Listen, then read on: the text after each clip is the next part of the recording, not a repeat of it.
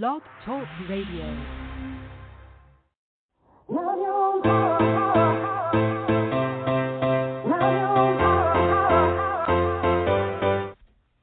Chatting with Nat is a podcast for independent women seeking to speak their truth and to break down barriers. We host honest conversations that help to guide and empower women. Speak your truth and set yourself free. Let your voice be heard. Hi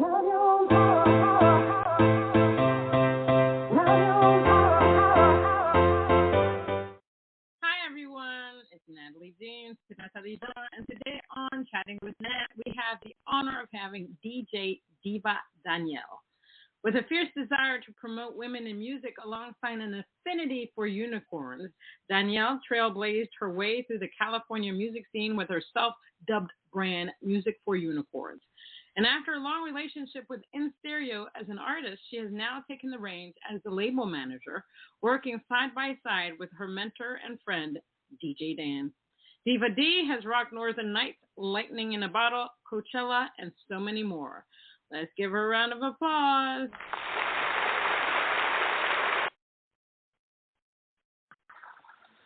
Hi, DivaDanielle. How are you? Hello. Well, first off, I just want to say I love your opening song. Thank you. Thank you very much. Thank you. Yeah, You're we welcome. have to love our own power out here. How have you been during this? I don't even know what to say anymore about this world. How have you been through the cray-cray of the politics, the elections, George Floyd, Ukraine, pandemic, mass shootings, Roe versus Wade? What else is there? Oh, monkeypox. COVID had some babies. How have you been? When you put it that way, I mean, I think I was just saying, I've said it to a lot of people recently. There are these moments where you feel like it's almost like you're losing a faith because it's just one thing after another. So it's like we start to become kind of numb and desensitized to everything. Nothing feels shocking anymore. And then that in itself becomes a little bit depressing. I mean, I will admit not everybody's into this, but I am into astrology, and it's a really rough sort of astrological moment. And in those moments, though, there is always opportunity for growth and learning. And I feel like sometimes that's the way that I make it through. I mean, when we personally have things go on, and then also when you just look around at the world and you're just like, what is going on, you know? And I just, in all of these dark moments, I hope and I pray and I really believe that still there's always some sort of spark of hope that we can grow and we can learn, and that you go into these dark moments of the soul as a way of transforming and transitioning and changing and flowing. But I'll tell you that, I mean, honestly, even with Roe versus Wade, I don't even know that I've been able to talk about that with people because it feels so dark inside. Yeah. I look at the world and I'm just amazed at the hate, the violence, the unwillingness to work together, to cooperation, compassion, understanding.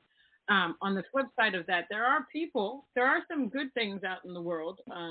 You really have to look for them. I mean, when I wake up in the morning, I usually read Yahoo and News, and everything on there is like, this person stabbed this person. Oh, they found the body of this person. It's literally that every single morning. Now, there's some good stories in there, but the majority of the stories are about that. And I'm just like, my mom will say, well, why do you read that stuff? This is what's happening in the world, and we need to be aware. It's just crazy. I just, sometimes I just have to pinch myself to see if I'm not living in the 1930s, 1940s, especially with something like a pandemic, and now they're talking about monkeypox. I mean, when you think about these things, you think, oh, they'll never come to the 2022, and here we are. Now, one of the questions I like to ask everybody that comes on my podcast is this. Obviously, the past couple of years have been cray, and we had some downtime because of the pandemic where people were working at home, but we still had time to self-reflect. A lot of the times I saw things that I normally don't see, like family members walking together, climate change, the animals and the trees and the grass and what nature was just happy that we were not out there. The pollution levels actually went down. I know the squirrels were probably thinking maybe they won't kill our family members out here. You had lots of articles about people quitting their jobs. Pandemic made them realize, life is really short and they want to do something that's more in line with their passion, their destiny. They want to make money, but they have to be happy doing it. Some people cut back hours on their work life because they realized they weren't spending enough time with family members. Artists like you and I, so a lot of people released albums, EPs, singles, rebranded. Some people just said, no, music's not for me, not doing this crap anymore. So a lot of what happened is there was a lot of self-introspection. Some people decided to be more effective players in life, become activists, whatever. People really took the time to think. So during this period, did you think about your life in the music industry? Did you think about staying the same, or did you come up with any changes? What did you think about? Well, I think this goes right in line with what I was saying, is that there's always, I don't know, maybe I'm a glass half full type of gal, because there's always these like little opportunities that come up. And for me, I had been running around, I had been traveling, all of these things kind of leading up into that. And when I just really had this time to be home, and, I realized that I feel like I had a lot of privilege because I wasn't that stressed. I was able to keep working, to keep doing things. And so I was able time at home where I could really focus on music. And I had been producing since 2013, but when you're just like out on the road and it didn't leave a lot of space for creativity. And that was the big thing for me, is I locked myself, in the studio, and I really feel like in every way I up-leveled when it came to my production and making music. And then I just got to like really like, because I was making music, but I will say there was always like a little bit of insecurity there, or like, oh, I need to have this other person tell me that it's okay. And it totally changed that, where I just got really comfortable and got really, I felt ready to kind of share my voice and didn't feel like I needed as much validation from other people because it just wasn't there to give, you know? So yeah, that's where I sort of had the most growth, was actually in my creative world. It was pretty much me and my partner at home together. I couldn't see my family for like a year and a half. All of that was probably the hardest part for me, to not be able to see them. Like the moment I could go, I went. So I used that time to really just be in the studio and just making music, and put all of my focus on that and getting really comfortable and creating something that is my style, my voice, my sound. Yeah, I found that a lot of people that I've interviewed, they learn how to play an instrument. Some people learn how to do the whole production thing. I thought that was great. They added a new skill, a new level to what they've already done, which I thought that was completely awesome. Now, how did you get into the music industry? Was it something you saw, you heard? Did you just come out of the womb and say, I am music? What was it? Well, when you put it that way, actually, I will say by the time I was like 2 or 3 years old, like whenever I could start talking, I would tell people that when I grew up, I wanted to be Olivia Newton-John.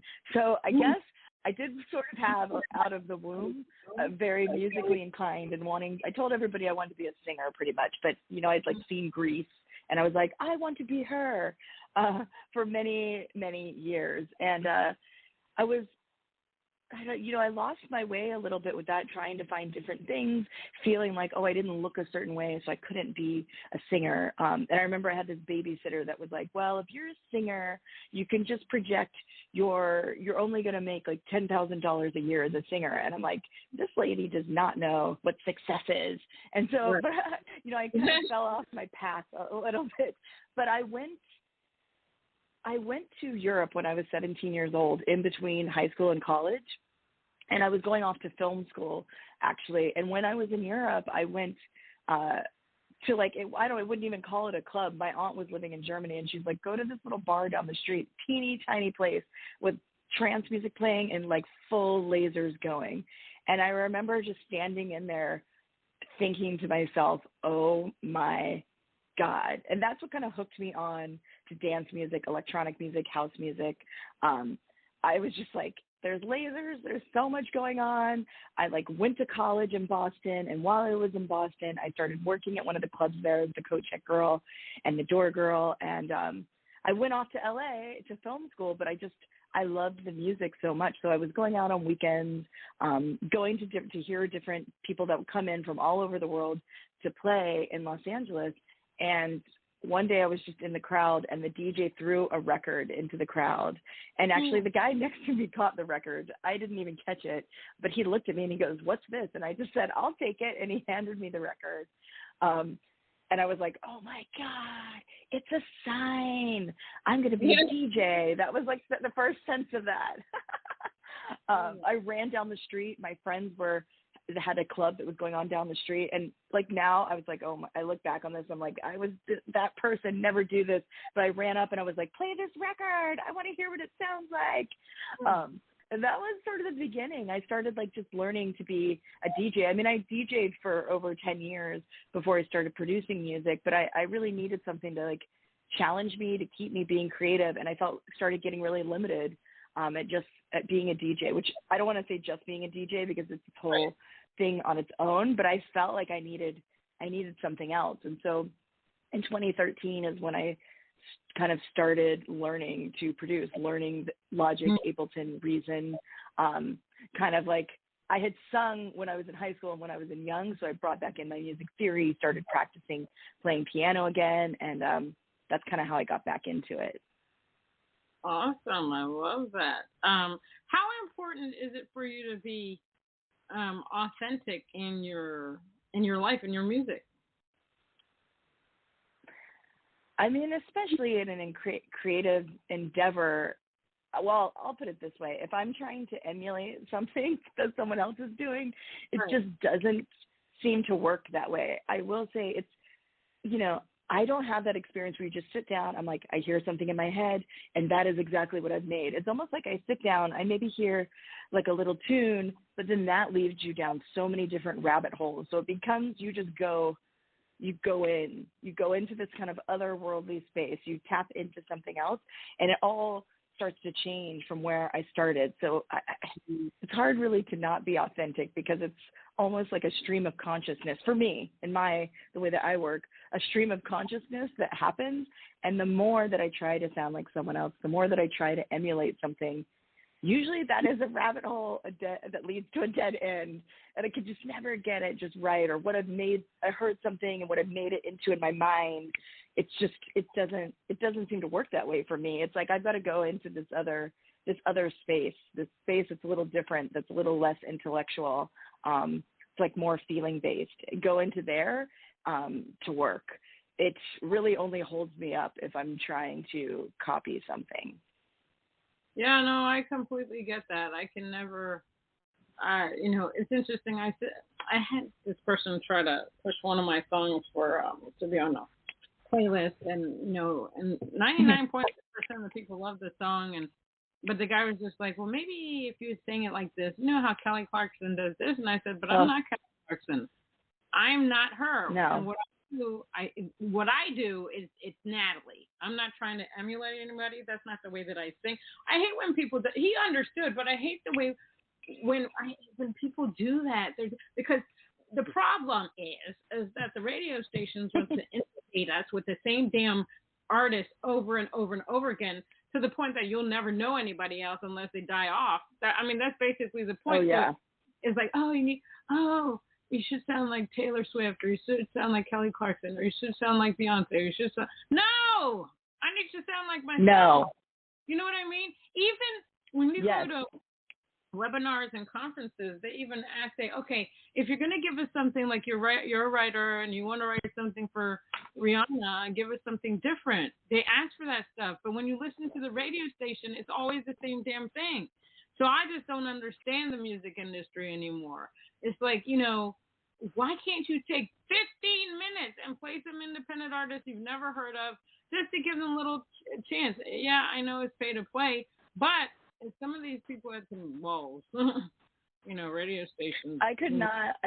Oh my God, you're preaching to the choir, girl. Yeah. I mean, it's the same way I always thought dance music was so underground, was independent music, and everything you just described, I still see there today, where it's like the same people that had power are keeping their power, and then sometimes if they choose, the gatekeepers choose certain people to bring someone in, but always if it seems beneficial to them. I definitely see that all the time.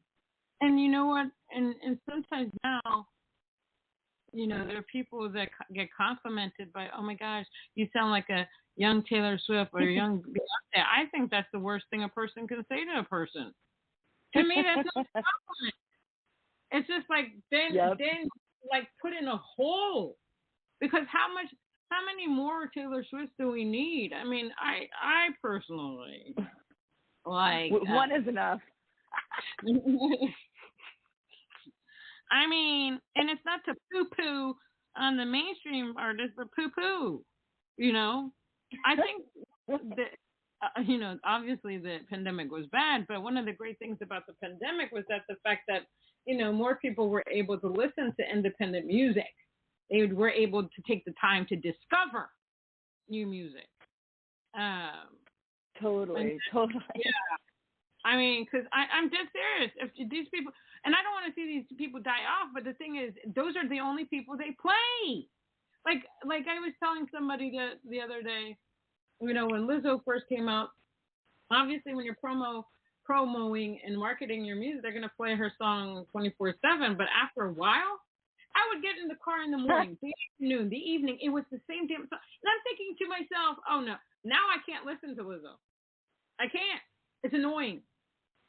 It's annoying. I switched through the radio one day, and I swear it just went. I went to 5 different radio stations, and it literally was her track every single station I went to. It was so crazy. I mean, it is just like. Anyway, I just can't stand it. What is it like? That's how I knew I needed to do a Lizzo remix at some point, which I did do, because I was like, everybody is going crazy for this. Yeah, you need but I still had to make it my own.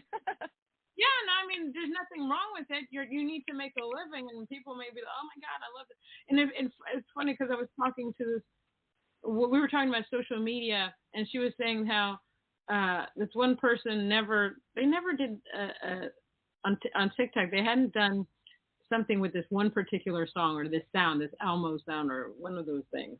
And she put it to music, and she said, at first it was like a couple hundred views, and then next it was like millions of views, just because she created something different, something that people would be like, oh wow, people want that, people crave that. I'm telling you, all this crap that they're playing on the radio is just too much. What's it like to be a woman in the dance music industry? Well, things have changed a lot, and I think, when I first started, I mean, I could probably only name 2 that were at the time. Like, I tell this story a lot, but like the first time I ever saw DJ Heather and Colette play at Deep, which is a club down in Los Angeles. I live in the Bay now, but I was so blown away by the 2 of them because I just had never seen women on stage to like a huge crowd like that. It was such like an eye-opening experience, which really helped me be like, oh, I can probably do this. It was so influential because when I started, I would be the only female on a lineup. People would come up to me and be like, oh my God, there's a female on the lineup. Whoa, like so shocked. Like I was just some kind of there to like do tricks. I would always joke that it was just this like little like sideshow that I like put on because people were so shocked that my teeny tiny little woman brain could do all of this. That was like, that's just the way it felt back then. And I will say all the times people have come up to me and like, you're my favorite female DJ, or I'm so excited, it's so cool or crazy to see a woman on stage. I mean, I'm so thankful for all of that, it comes with a little bit of a twinge of like, wow, this shouldn't be this shocking to people. And so it feels a little bit weird. And then at the same time, I see the like world that we existed in, the world that we exist in now. So I totally understand where it's coming from. Now, I will say over the course of the pandemic, especially, and just with everything that has kind of happened, with Me Too and everybody being at home and thinking about these issues, with everything that has come up, I have started to see a real change for women, a real change, seeing more people of color. I mean, that to me was especially shocking, especially like the history of dance music is so ingrained in gay Black culture, and like that, to like see that kind of be taken out of it for so long, and what got pushed to mainstream is such a strange and like really unacceptable history. So to see people bringing all of that to the forefront, to be making an effort now, I still think it's not enough. There's like further to go. You still see lineups. I'm like, if your lineup does not have even one woman on the lineup, like, right, things are getting crazy. Like, you need to look at that, But I will say it's so much more now than it was before. And there are women getting pushed, into positions of power. I mean, I work, I run DJ Dan's record label. And for me, that is one of my main focuses for InStereo recordings, is how can I bring more women of color, more marginalized people? How can I start pushing people to the forefront in music so everybody's voices are being heard, and it's not just, white men taking disco remixes, making disco remixes and calling it their own. Like, that's a change that I'm trying to make from the inside. And I will say it's still a struggle. I put calls out there and try to like spread the word out. And, I still don't get, to get people to come back, because I still think we need to get people in production, learning production. And there's all these hurdles that you have to climb to get to the point that you can do it. And all these places, I want to mentor people, bring all of this in to start helping people getting to the point like where I am, where you start to feel comfortable, where you feel like you know how to do it, where you have the opportunities, where you have the financial stability, all these things, so that you can bring music into your life in this way, and dance music, if that's, for you. Wow. What do you love most about being a DJ? I mean, it is about the connection that you have with people. I mean, I love music. I mean, it starts first and foremost there. Like, I just love music, but there's something about connecting with someone. Like, if you play a song and you can see that they love the song, there's like a moment. There's a movie from the early 2000s called Groove, which, they talk about it in that movie as the nod, where somebody, just comes up and gives you this nod, but it means like, you've touched them in some way. They've had some moment where the music really touched them. It touched them in their heart. It touched them in their soul. And maybe it took away a little bit of the pain in their life, Maybe they were having a rough week and just getting out and dancing made them feel better. Maybe they just broke up and they just needed to get out and like let loose. You never know a lot of the times what's going on in anyone's life. And so it's just you could really be surprised at the ways that just like hearing music with another person, whether it's just together in your house or being on a dance floor, that experience of, you have the experience you're going through as the DJ. I'm going to play this song for whatever reason. And then you have all these people on the dance floor that have their different life experiences. And just that beautiful connection that happens between the two, and how music can really, it just can help people emote. It can bring so much out. And that's what's so magical about it. Yeah, I always tell people that are in the music industry that music is our superpower. Like, because we have the ability to affect change in someone's life. Somebody may say, I need to listen to Natalie, or I need to listen to something by DivaDanielle because I need to feel something, whether that's joy, rage, happiness, whatever the feeling is, they get something out of it. Music can heal. It can do so many wonderful things. So I'm getting a T-shirt made. Music is my superpower. I want one of those shirts. How do I get one? All right. I start making them. You getting one. Oh, yeah. Definitely. Now I'm going to play your song "Vibin'." Tell me what that's about. Okay, this is a remix that I did.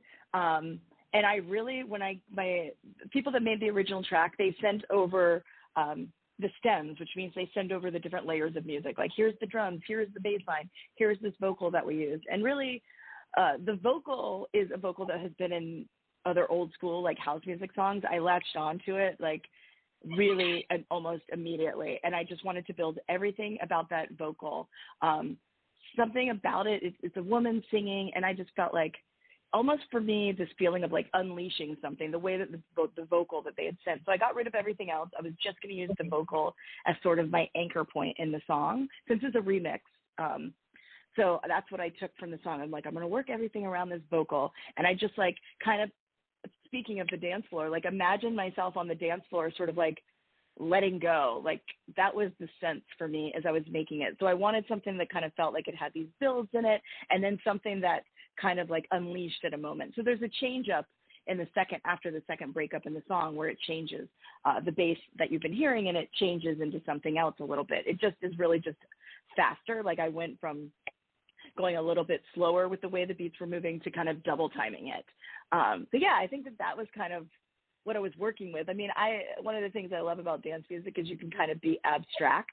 Songwriting is an amazing thing that I wish, like writing, being a singer-songwriter, I wish I had that same, I could do that with words, but really for me, it's sort of feeling-based, so it's really come out. I think that's why I've really connected with dance music so much. I'm like, this is the feeling that I'm getting, and this is the feeling that I'm going to try to convey.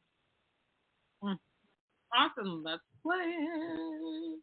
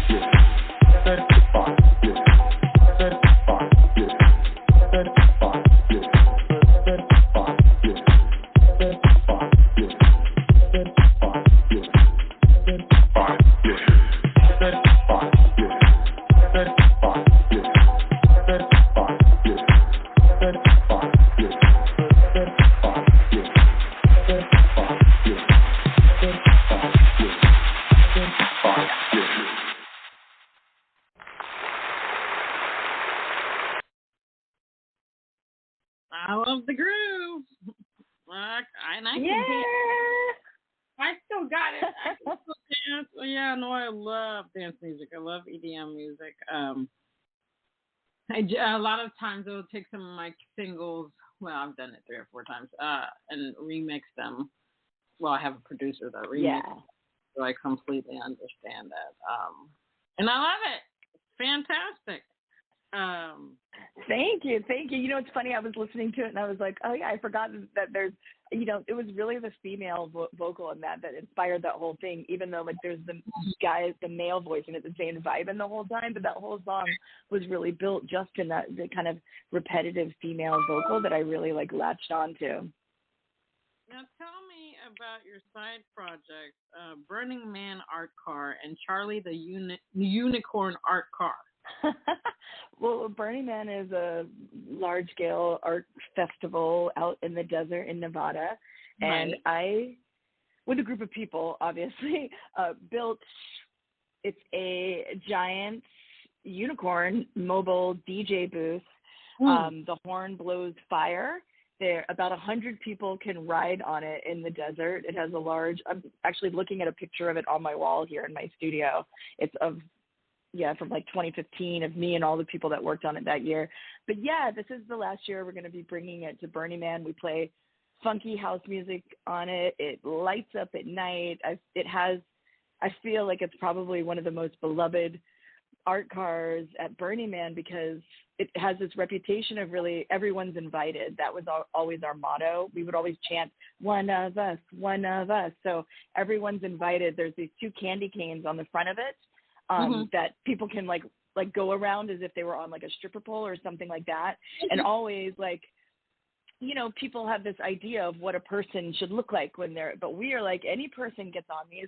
Any person can be the star of the show. Any person can be dancing on the platforms. We let as many people on the car as we possibly can safely, basically. And it has been a passion project I've been working on since 2011. I'm sort of sad that this is going to be the last year, but there's some things in the works now, and hopefully he's going to live on in a space where like actually more people probably can start to see him and enjoy all the work that we put into him. But it was just a little bit too much to be going back and forth to the desert. He's built on this 1979 flatbed truck, which let me tell you is drama. So we're working towards, we have a show at the W Hollywood at the pool on July 3rd, and then a show at Spin nightclub in San Diego. They're all out here in California as we kind of raise the final funds to put the finishing touches on him for a big Burning Man trek this year. Oh, cool. That's awesome. Now you've performed at Coachella. How has that been? So I performed as part of the Do Lab stage. I did an opening set on Saturday. The Do Lab, they put on this like amazing stage. I mean, I've seen them grow so much. They also do a big festival out here called Lightning in a Bottle. And so their stage like went from being like a drum circle in the middle of Coachella to now they have this huge stage that you can thousands of people in. They have like water guns. They do other performances also. It's a really, really amazing place. place. They do such an amazing job at kind of like, it's like a little oasis in the middle of Coachella, which is really, really nice that people can kind of sneak into. And I mean, when they asked me, I felt so blessed. I was just so like, oh my God, I can't even believe that I'm being asked to do this. And like, I brought my best friend and my roommate at the time when I did it. And it was just like, okay, I got to like put on my big girl pants. I got to do this. And, yeah, it was like a build because I literally started off the whole stage. You kind of had to be like, how do I ease people into this whole day of music that they're about to get? So it was really, yeah, it was a challenge too in that way. A challenge, and just like, I'll be forever grateful for that experience. Nothing like it. Wow. Well, kudos to you for getting that gig. That's awesome. Really awesome. So I'm going to play the song. It says, DJ Denise, Get Off Your. Tell me what that's about. Oh, yeah, and then my remix of that. So Denise, I work with a lot. Vibin was also a remix that I did for her. She was really inspiring to me because I think I was kind of afraid to get out of like working through the pandemic, a little bit afraid to get out of my shell a little bit. And she was like, remix this track for me. And because she just started throwing so much my way, that's what this song kind of represents to me, is like, I was like, oh man, I really haven't been, taking my own advice and put myself out there. And this was sort of, I was like, I'm doing it. F this, I'm doing this remix. I'm going to put it out. And it really, like, this track, of all the tracks I've made recently, it just had this moment where everything clicked. And I'm like, this is going to freaking kill on the dance floor. Like, there was a little idea that I got for after the second breakdown, which is where I always like to really kick it in for people. And it kind of gets a little circusy vibe to it, which I just absolutely loved. It kind of reminded me of my old raver days, And for those of you that are not as familiar with like electronic music, there's like an intro and outro built to it. That's all like the time that's put into the song for a DJ to do the mixing in and out. So that's why you get this like little bit of a build where you just hear like a kick and a clap or a kick and a snare or something like that before the bass line comes in. Because all that, for anybody who's interested in DJing, is kind of put in there so that the DJs have that time to do their mixing on the dance floor, so you can seamlessly go from one song to the next. Awesome. Let's switch. Yeah.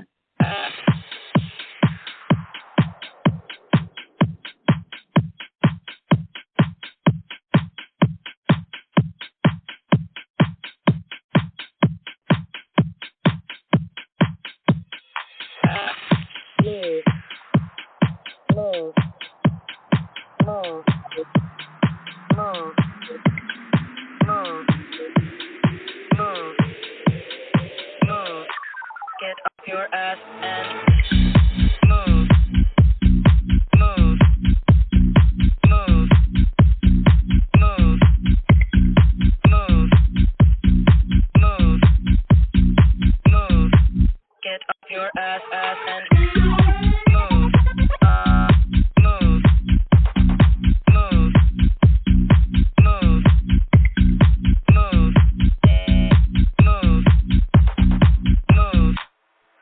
your feet and move.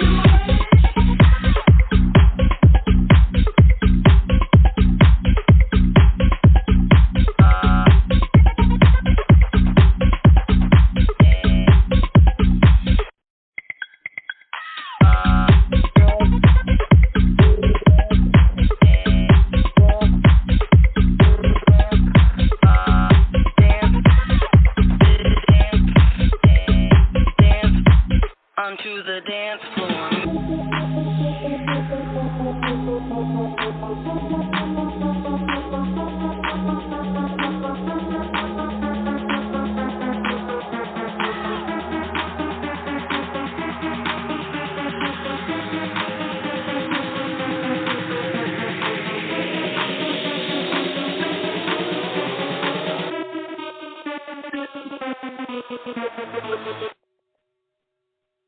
Get off your ass and move.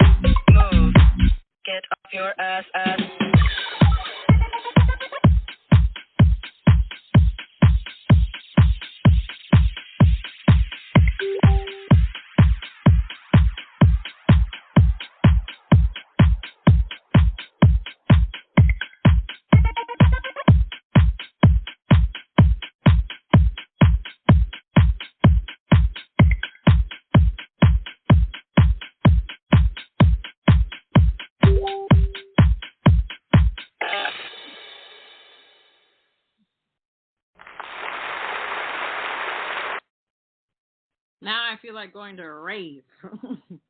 Yeah, it's rave time. It's actually like recently, of the more recent songs I've done, that's probably one of my favorites. I'm just like, it's time to rave.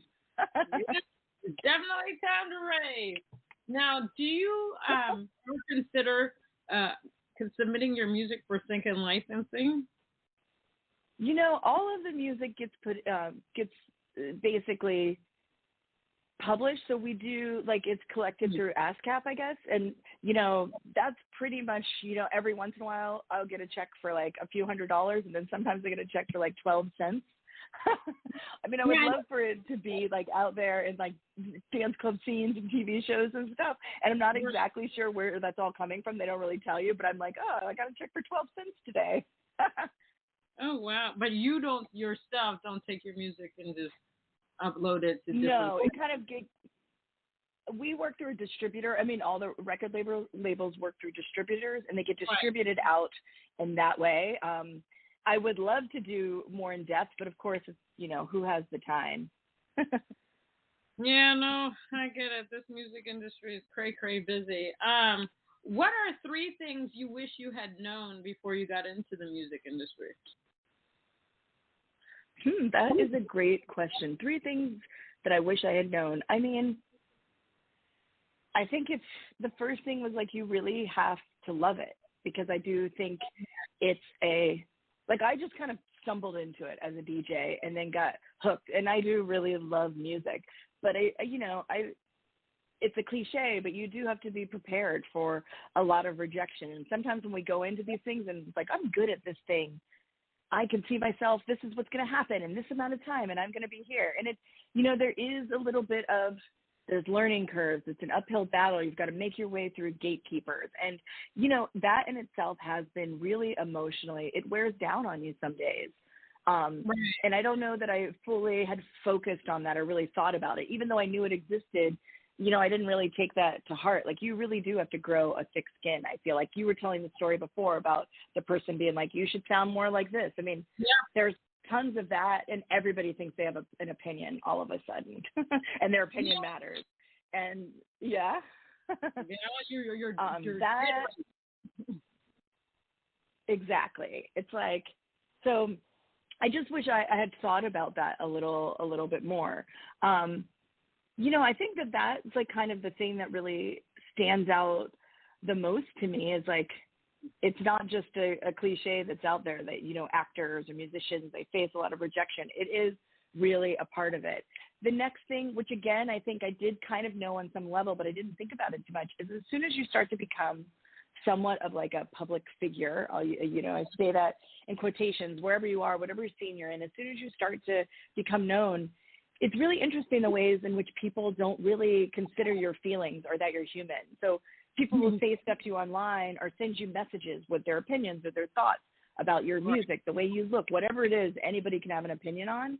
And again, it can be hard sometimes because you realize it's a weird thing that happens with someone where they kind of stop considering you as a person with feelings. You're now out there for anybody to say whatever they want about you. And it happens even on it's from a small scale to a really large scale. And that's something you really kind of come to terms with. I wish I'd also just started producing music from the very beginning. Like I always look back, I'm like, it would have been so much, it would have been here, it would have been there, and I just wish I had like started at the same time that I started DJing, immediately throwing me back into producing, because I did get to a point where I was like, really, to grow as a DJ, I also need to be producing my own music. And in some ways I felt like I was a little bit behind, and I always enjoyed that. It was just, I was trying to figure out where to put my focus, and I kind of wish I had done them a little bit more in tandem with one another. But, everything also kind of happens the way that it happens, and it's been exciting either way. So, I don't like to beat myself up too much about it. I mean, for me, it's like, oh my gosh, the music industry is a lot of damn work. And also, once you start getting into this industry, it's like the scammers just swoop on you. Oh, I can make you famous. I can do this, and it's just going to cost this. So I always tell people, do your due diligence. Research people. Research them. Don't give out your money. Oh, yeah. Look something up online. Look it up online, and all those messages you get on social media that are like, grow your followers, all of that, do not respond to any of them. Exactly. I mean, it's interesting on Instagram. As soon as you post something, they swoop down on you. And it's like, damn, how did you even see this? Where are you in the ethers of the internet or Instagram internet? I just don't get that. And the more that I'm learning, I guess this is after getting into the music industry and learning all the tricks and trades, is that now when you're creating music, it's not just, well, I'm going to create this song for radio and hopefully it charts. Now you have to create music to see if it'll go viral on platforms. It has to be it has to work on platforms. None of it existed before. Exactly. Yeah, none of it existed before. So it's like not even, social media, if I had known then, social media can be such a time suck. And sometimes it's fun. I mean, there are things I get on there and do, or like sharing things or sharing music, but it can take over your entire day. No, listen, I can say, okay, I'm just going to watch this video for 2 seconds. 2 hours later, nope. Watching all these dog animals, the videos making me cry. And I'm just like, okay, geez, this is the bad part about this. But, I recently took some courses. It was like this TikTok Cap University. And it's really interesting, everything that you can do on TikTok. And they say that TikTok is actually streamed more than Netflix.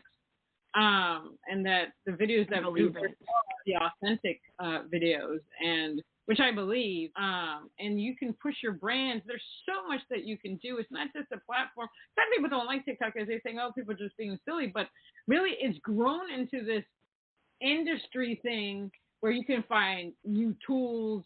You can, people get on there if they're depressed. You can find new artists. I mean, it's just an amazing platform to me, where you can just see like regular people doing things. It's not even about mainstream people. It's the part that I love. You get to meet regular people doing regular things, and you learn about these hacks. I mean, the one that I keep talking about is the pineapple. People were slicing pineapple, and you didn't even need to do that. You just pull that thing out. That's just crazy. That's just crazy to me. That is the craziest thing. I gotta look that up. Yes, look, you don't slice it. You just pull the ridges out, and you're eating this triangle piece. It makes sense. It makes sense. I've seen people cut pineapples like that. Yes, I need to watch that. You know, I did a duet for the first time. Speaking of Lizzo, I tried to learn her dance, but you could do a duet where it's like her teaching the dance and then you like try to do it. It was actually very, very entertaining. Well, here's the thing. So now there's also Facebook Reels, and I did this. Well, I first did it on TikTok, but then I put it on my Facebook Reels, and this was my first stitch ever. I had a friend do it, and I said, "Oh, this looks interesting. Let me try to do it." So it's Amber Heard on trial saying how her dog stepped on a bee, and then the next person has to rhyme with that, and then I say, "It makes me want to pee." Can I tell you, I have 33,000 views on my Facebook Reels just for me saying, "How do I do that? I needed to take this class." And make this class too. But what's fascinating is the stuff that people like, where you see that. I mean, there are people that post 5 seconds of stuff and they have like 300,000 likes or views or whatever. So crazy. It's crazy. This person just did well. Yeah, it's definitely a different world. Definitely a different world. Lastly, what is one thing that you like to use, like an inspirational quote, a message, a phrase, a word that you like to use to help you push yourself throughout your day, or when you're feeling down or you need to feel motivated? I mean, it's almost always "this too shall pass." Just reminding myself that like everything is constantly it's always in flux. It's always changing. Every emotion, every moment of writer's block, feeling of joy, the feeling of happiness, the feeling of grief, sadness, all of that. Just reminding myself where I am, wherever I am, especially if I'm feeling stuck, especially if I'm feeling like things aren't going to change, this too shall pass. All of it all changes. Everything is always changing, and that's really the way to ride, especially when it's, I'm having a moment, having a diva moment, something like that, just reminding me that that's, it's already changing into something else. Mine is I write my own narrative. Too many times people are just like, well, the press was no. If you don't want it out there, you tell the press to change it or take the damn thing. I don't need all that fame. I write my own narrative. You're not going to start telling me who I am, what I am. No. That's my whole thing. And I say it. Yes. I say it every day. You got to believe that. I believe that I write my own narrative and nobody else is Give going it to me. Amen. It's well, true. Then, it's true. Yeah, it's true. It's just very true. You have to decide what you want in life, how you want to be perceived, and then you go for it. That's the end of that. Yep. But thank you, DivaDanielle, for being on Chatting with Nat. It was my honor to have you on here. You're my first DJ. I'm no longer a virgin. Thank you so much. Yay! I'm no longer a virgin. DJ virgin. A DJ, I've popped your cherry. You're welcome. Thank you so much. I really appreciate that. And hopefully soon we can do like a IG live. I think that would be a lot of fun. Amazing. It would be awesome. All right, now everybody, if you want to find out more about DJ DivaDanielle. I say Danielle like that because my sister's name is Danielle and I speak French. All right. I love it. She's on Facebook is Music for Unicorns. Also, Instagram is DivaDanielle. SoundCloud is DivaDanielle. Twitter is DivaDanielle. TikTok is DivaDanielle IRL. Mixcloud is in real life. Oh my God, in real life. I love that. Mixcloud is DJ DivaDanielle. Beatport is DivaDanielle. I'm on there too. I love that. Spotify. Put her name in there. Apple Music is DivaDanielle. Yep. Or else if you can't remember any of that, you Google DJ DivaDanielle. Didi. Double D's. That's what DJ Dan and I always joke. Yeah. We're both double D's. Triple D's. DJ DivaDanielle. Awesome. You got to find her. Thank you so much, Danielle, for being on the show. I really appreciate it. I can't speak anymore. Thank you so much. It's been wonderful. Have a wonderful day. Same to you. All right, everybody. Until next time. Oh, Chatting with Nat.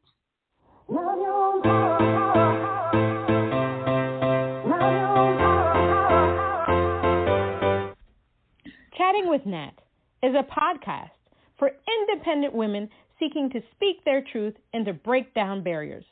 We host honest conversations that help to guide and empower women. Speak your truth and set yourself free. Let your voice be heard.